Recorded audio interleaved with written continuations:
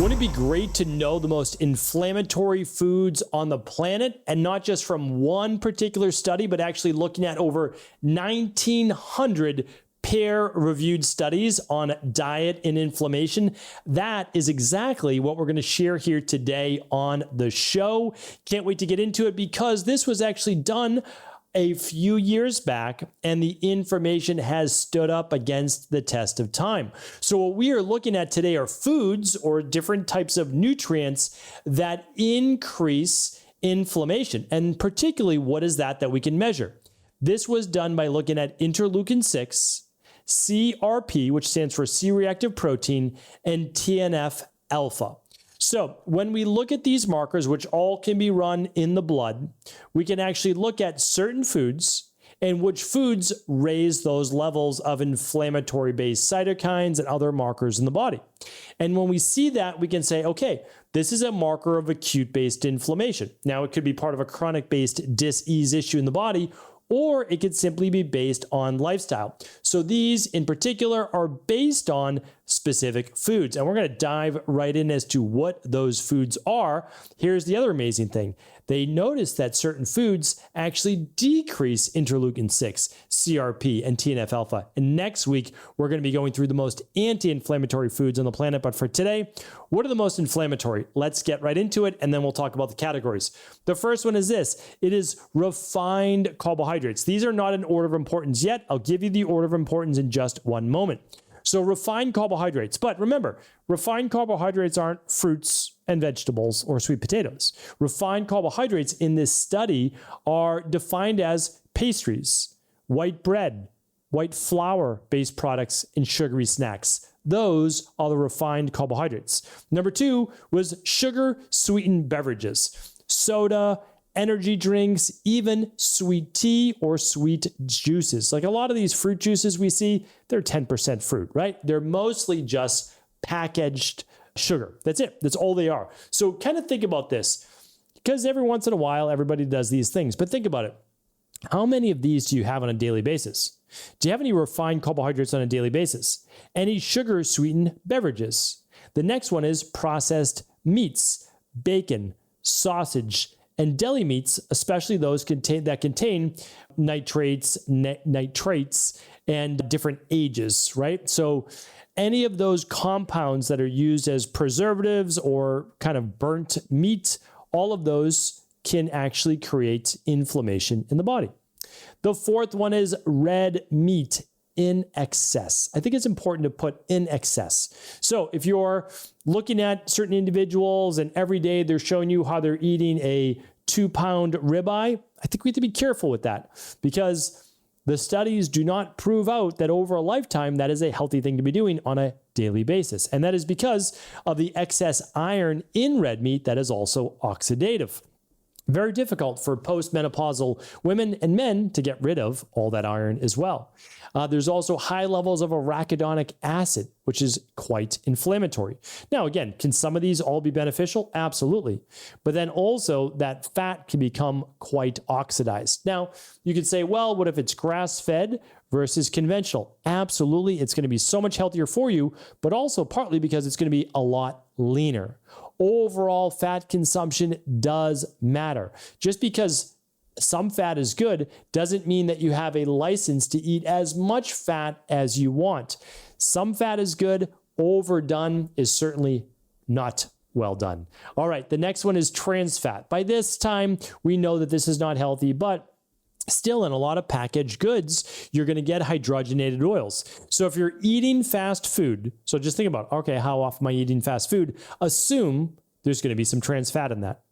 The next one is fried foods, different than just fast food alone, because fried foods also can contain acrylamides and oxidized oils. So AGEs is advanced glycation end products, and the acrylamide is what will begin to develop on starches. Like think about like hash browns, potatoes that are a little burnt, French fries. Those can all contain acrylamides. And then there's think it's called heterocyclic amines, just off the top of my head, is the burning that also takes place with meats. But again, don't quote me on that last one. But anytime, again, you're getting this burning of foods, frying the food at these high temperatures can create a lot of inflammatory compounds that aren't good for the body, also not good for heart-based issues and cancer.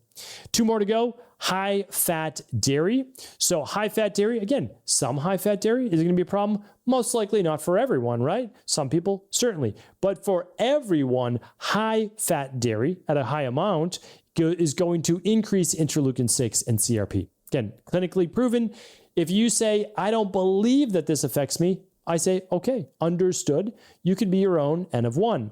You should run your interleukin-6, CRP, and TNF-alpha after a week of eating these types of foods like you typically would, and then just say, okay, what do my levels look like? And if your CRP is above a 0.5 and your others are out of range, then, and again, because I'm not looking at just above a 3 for CRP, I think above a 0.5 is too much inflammation in the body, certainly on a daily basis. And the last one is heavy intake of alcohol. Maybe some people would have guessed this, but certainly can raise TNF-alpha and endotoxemia, and we did a big podcast on this with lipopolysaccharides. That is really the underlying cause of most disease that most people aren't talking about. We'll link up that show at episode 3582. That's today's show. So if you want to check out all the show notes from today and that next podcast, head on over to stephencabral.com/3582. Okay, so now let's move these, how many were there? 2, 4, 6, 8 of these into buckets. So this is how this lab test was scored, because again, you might disagree with it. In terms of macronutrients, they gave it one of the highest inflammatory scores for saturated fat. And that was at a +37. So the greater the saturated fat in this particular study, the higher the inflammatory score. And I don't think that that's unfair, since most of the saturated fat is going to be coming from a lot of these high omega-6 based foods, right? We're not talking about grass-fed based foods and all that as much. All right. Trans fat, 0.26. Cholesterol was a 0.11, so not as high. Total fat intake in terms of high intake was a +21. Refined carbohydrates was a +26. The plus means that it was a plus in terms of inflammatory. 0 would be neutral and a negative would be anti-inflammatory. So the greater the negative, the greater anti-inflammatory effect that food or herb or substance would have. The higher the plus, the more positive inflammatory effect it would have. And if you want to link up to the study and you want to look for it for yourself, I definitely recommend that. Just stephencabral.com/3582. It's the Dietary Inflammatory Index, DII, from the Public Health Nutrition paper. I'll link up the PubMed study and all the show notes there, okay? All right, next up was the only inflammatory mineral that they looked at was iron, meaning like that's the one that they felt was inflammatory, which I don't disagree with. Because we know this, right? So higher levels of iron in the body can lead to hemochromatosis, is just the diagnosis, but it can lead to literally arterial-based disease, plaque formation. I mean, it's a massive oxidative stress in the body. So low iron is bad, but also high iron equally as bad as well. Okay, next up, when they looked at too high of a B12 level, it's interesting because this could be looked at as correlated with functionally low B12. That means there's something wrong with the liver, and the liver is not necessarily processing B12 correctly. So again, I'm not sure if I'm the biggest believer in that one, but understood, like as a marker, yeah, there's something going on. So it's not that I disagree with it, but I would start to look deeper at first principles and underlying root cause. All right, next up is processed meat. That's a 0.36. So basically as high as you can get besides that saturated fat.